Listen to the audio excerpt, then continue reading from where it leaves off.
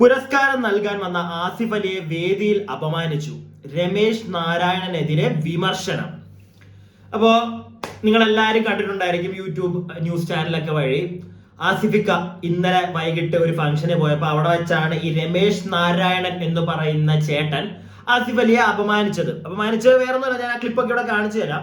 അപ്പൊ അതിനകത്തോട്ടൊക്കെ പോകുന്നതിന് മുമ്പ് ഈ ആസിഫ് അലി എന്ന് പറയുന്ന നടനെ പറ്റി നമുക്കൊന്ന് സംസാരിക്കാം. എനിക്ക് പണ്ട് എനിക്ക് വലിയ താല്പര്യമില്ലാത്തൊരു, എനിക്ക് ഇഷ്ടമല്ലായിരുന്നു ആസിഫ് അലി, ഉള്ള കാര്യം പറയാം, എനിക്ക് ഇഷ്ടമല്ലായിരുന്നു. പക്ഷേ ഈ അടുത്തുള്ള സിനിമകൾ കുറച്ചായി നമ്മുടെ എന്താണ് കെട്ടിയോളാണെന്റെ മാലാഖ, അങ്ങനെയുള്ള കുറെ സിനിമകൾ കണ്ടപ്പോഴത്തേക്കൊക്കെ എനിക്ക് ലൈക്ക് ആസ് ആൻ ആക്ടർ എനിക്ക് പുള്ളിയെ ഭയങ്കരമായിട്ട് ഇഷ്ടപ്പെട്ടു തുടങ്ങി. അതെല്ലാം പോട്ടെ, അതൊക്കെ പുള്ളിയുടെ ആക്ടിങ് വെച്ചിട്ടുള്ളത്. ഈ അടുത്ത് ലാസ്റ്റ് പുള്ളിയുടെ പടം ഇറങ്ങിയത് തലവൻ എന്ന് പറയുന്ന ഒരു സിനിമയാണ്. അപ്പോൾ ആ പടത്തിന്റെ ട്രെയിലർ ലോഞ്ചിന് ഞാനും പോയിട്ടുണ്ടായിരുന്നു. അപ്പം ട്രെയിലർ ലോഞ്ചിന്റെ സമയത്ത്, ട്രെയിലർ വരുന്ന സമയത്ത് അതുവരെ ഞാൻ ഇരുന്നതിന്റെ തൊട്ടിപ്പുറം നമ്മുടെ ജിസേട്ടനായിരുന്നു ഇരുന്നത്. അപ്പൊ ഈ ട്രെയിലർ ലോഞ്ചിന്റെ ടൈം ആയപ്പം ജിസേട്ടൻ അവിടെ നിന്ന് എണീറ്റ് പോകുന്ന കണ്ടു.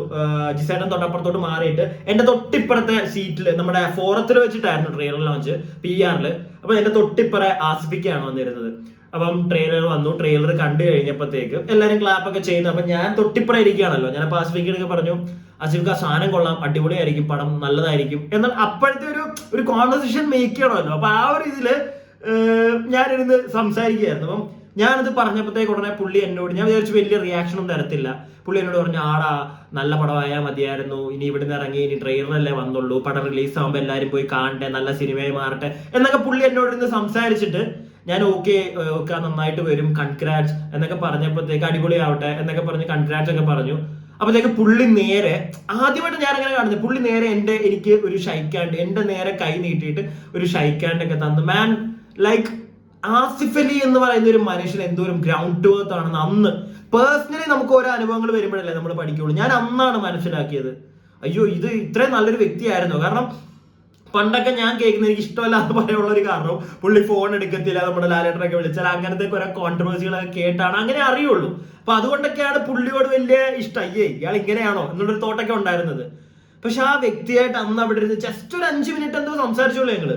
പക്ഷെ അന്ന് എനിക്ക് മനസ്സിലായി, like how A good human being is he എന്നൊരു സാധനം എനിക്ക് കിട്ടി. അതുകൊണ്ട് തന്നെ അതാണ് എനിക്ക് പെട്ടെന്ന് ഈ ഒരു ന്യൂസ് കണ്ടപ്പോൾ എനിക്ക് അതാണ് റിയാക്ട് ചെയ്യാനും തോന്നിയത്. ഇനി നമുക്ക് ഇന്നലത്തെ ആ ഒരു ഫംഗ്ഷന്റെ ഒരു ചെറിയ ക്ലിപ്പ് ഞാൻ നിങ്ങൾക്ക് ഇവിടെ കാണിച്ചു തരാം. റിപ്പോർട്ടർ ചാനലിൽ വന്നതാണ്. ഞാനത് സ്ക്രീനിൽ തന്നെ വെക്കാൻ നോക്കാം. ഞാൻ എന്തായാലും അവിടെ വെക്കാനാണ് നോക്കുന്നത്. ഞാൻ ഇവിടെ നിന്ന് കണ്ടിട്ട് നിങ്ങൾക്ക് അവിടെ വെച്ച് തരാം. പക്ഷെ എന്തെങ്കിലും കോപ്പിറൈറ്റ് ഇഷ്യൂസ് വരികയാണെങ്കിൽ എനിക്കതെടുത്ത് മാറ്റേണ്ട വരും. അപ്പൊ നിങ്ങൾ റിപ്പോർട്ടർ ചാനലിൽ കിടപ്പുണ്ട്, റിപ്പോർട്ടറിന്റെ ആണ് ഈ ഒരു ക്ലിപ്പ്. നമുക്ക് എന്തായാലും അതൊന്ന് കാണാം. എന്നിട്ട് എനിക്ക് കുറച്ച് കാര്യങ്ങൾ സംസാരിക്കാനുണ്ട്. അപ്പൊ സംഗതി എല്ലാവരും അറിഞ്ഞു കാണുമായിരിക്കുമല്ലോ അല്ലെ. രമേശ് നാരായണൻ എന്ന് പറയുന്ന ഒരു സംഗീത സംവിധായകൻ, അദ്ദേഹത്തിനായിരുന്നു ആസിഫ് അലി ഈ ഒരു അവാർഡ് കൊടുക്കാൻ പോയത്. അപ്പത്തേക്ക് ഈ അണ്ണന്റെ ഒരു ചെറിയ ചൊറിച്ചില് കാണും.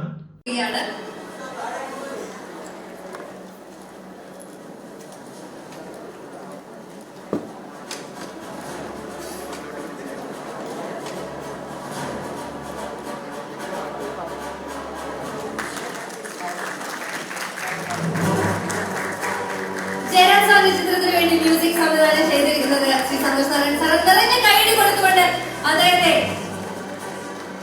ശ്രീ രമേശ് നാരായണൻ സാറിന് ആസിഫ് അലി ഈ ഒരു പുരസ്കാരം നൽകിയിരിക്കുകയാണ്. ജയരാജ് സാറിന്റെ സിനിമയ്ക്ക് സംഗീതം നൽകിയിരിക്കുന്നത് അദ്ദേഹമാണ്. ഒരുപാട് പുരസ്കാരങ്ങൾ മലയാള സിനിമയിലേക്ക് കൊണ്ടുവന്നിട്ടുള്ള ശ്രീ രമേശ് നാരായണൻ. അപ്പൊ സംഗതി നിങ്ങൾ കണ്ടല്ലോ. അപ്പോ ആസിഫ് അലി ഇക്കയാണ് ഈ ഒരു അവാർഡ് കൊടുക്കാൻ പോകുന്നത്. നല്ല സംഗീത സംവിധായകൻ എന്നുള്ള അവാർഡാണ് രമേശ് എന്ന് പറയുന്ന അണ്ണനെ, രമേശ് നാരായണന്റെ അണ്ണനെ കൊടുക്കാൻ പോകുന്നത്. അപ്പം സ്റ്റേജിന്റെ മേളിലല്ല, താഴെ നിന്നിട്ടാണ് നമ്മുടെ രമേശ് അണ്ണൻ എണീറ്റ് നിൽക്കുന്നു. ആസിഫിക്ക നേരെ ആസിഫിക്കടയിലോട്ട് സാധനം കൊടുക്കുന്നത്, അവാർഡ് കൊടുക്കുന്നു. ആസിഫിക്ക കൊടുക്കാൻ ചെല്ലുമ്പോഴത്തേക്ക് അയാൾ മേടിക്കുന്നില്ല.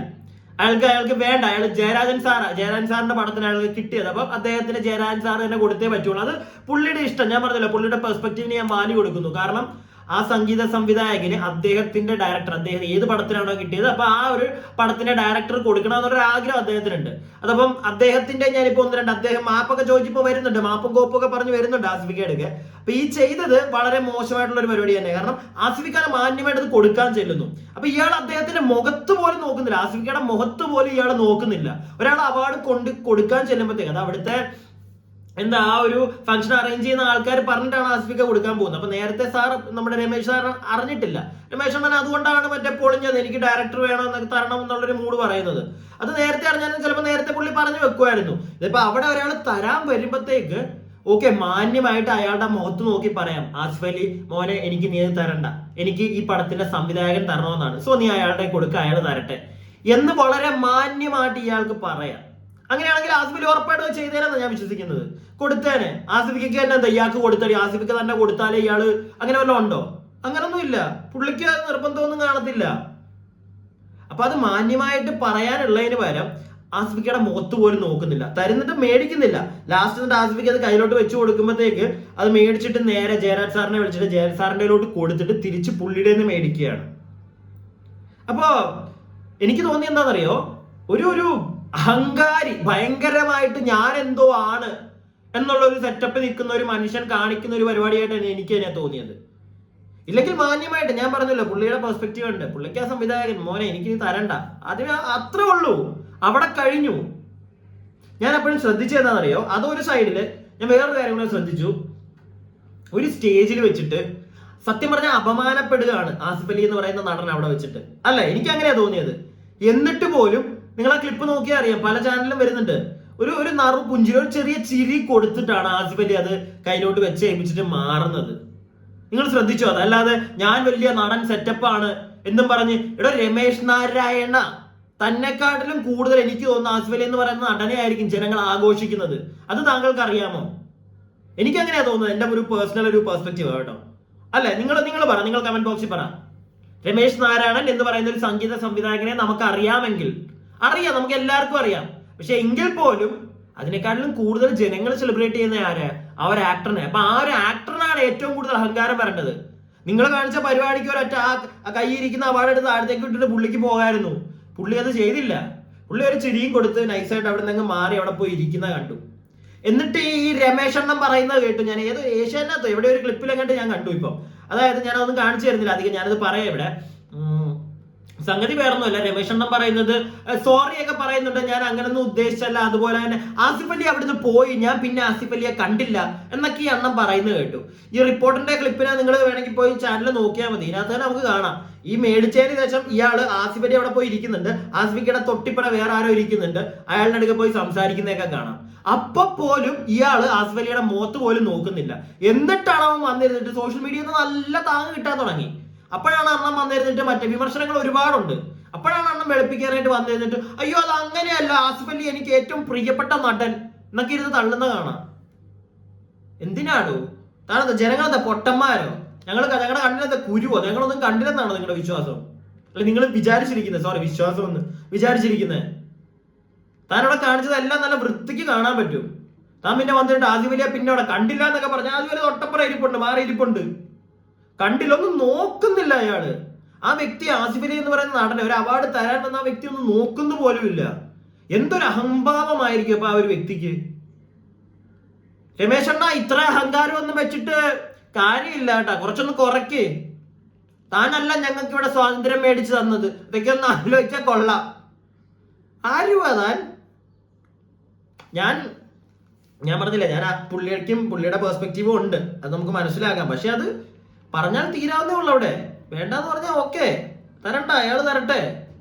അതിന് പകരം മുഖത്ത് പോലും നോക്കാതെ അണ്ണ സമ്മതിച്ചു കേട്ടോ തന്നെയൊക്കെ.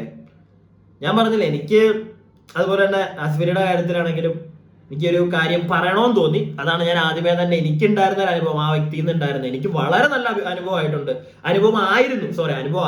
വളരെ നല്ല ഒരു അനുഭവമാണ് ആസിഫ് അലിയിൽ നിന്ന് എനിക്ക് കിട്ടിയിട്ടുള്ളത്. ഞാൻ ഒരിക്കലും പ്രതീക്ഷിക്കാത്തൊരു സാധനമൊക്കെ ആയിരുന്നു, മനസ്സിലായില്ലേ? അത് അപ്പൊ എനിക്കെന്തോ സോ അങ്ങനെ ഒരു ഞാൻ ഈ അടുത്ത അങ്ങനെ ഒരു വ്യക്തിയെ പറ്റി എനിക്ക് അത്ര നല്ലൊരു മനുഷ്യനാണെന്ന് മനസ്സിലാക്കിയതിനു ശേഷം ആ വ്യക്തിക്ക് ഇങ്ങനെ ഒരു സാധനം കണ്ടപ്പോഴത്തേക്ക് എനിക്കൊന്ന് റിയാക്ട് ചെയ്യണമെന്ന് തോന്നി. അതാണ് ഞാൻ ഈ വീഡിയോ ചെയ്തത്. എത്ര പേര് കാണുമെന്നൊന്നും എനിക്ക് അറിയത്തില്ല. എന്റെ ഒരു പെർസ്പെക്റ്റീവ് ഞാൻ പറഞ്ഞു. നിങ്ങളുടെ അഭിപ്രായങ്ങൾ നിങ്ങൾ കമന്റ് ബോക്സിൽ ഇടുക. അതുപോലെ തന്നെ വീഡിയോ ഇഷ്ടപ്പെട്ടിട്ടുണ്ടെങ്കിൽ ഒന്ന് ലൈക്ക് ചെയ്യുക.